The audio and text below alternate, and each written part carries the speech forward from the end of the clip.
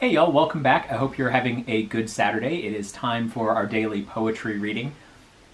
Today I wanted to do something. I know it's not anywhere near Halloween, but I don't think it's ever too early to be a little bit spooky. And one of my favorite web pages, The Moonlit Road, has been sharing ghost stories as part of what they call their Campfire Quarantine series. So I wanted to do sort of the same thing today, but with poetry.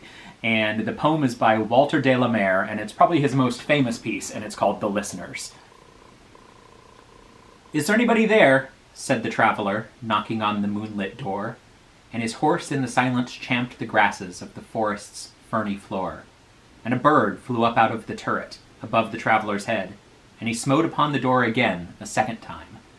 "Is there anybody there?" he said. But no one descended to the traveler. No head from the leaf-fringed sill leaned over and looked into his gray eyes, where he stood, perplexed and still. But only a host of phantom listeners that dwelt in the lone house then stood listening in the quiet of the moonlight to that voice from the world of men, stood thronging the faint moonbeams on the dark stair that goes down to the empty hall, hearkening in an air stirred and shaken by the lonely traveler's call. And he felt in his heart their strangeness, their stillness answering his cry, while his horses moved, cropping the dark turf neath the starred and leafy sky. For he suddenly smote on the door even louder and lifted his head. "Tell them I came, and no one answered, that I kept my word," he said.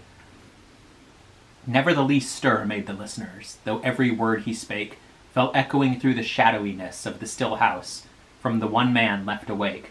Aye, they heard his foot upon the stirrup, and the sound of iron on stone, and how the silence surged softly backward when the plunging hooves were gone. I hope you enjoyed. Stay healthy, stay well. Remember, we're all in this together, and I will see you again tomorrow.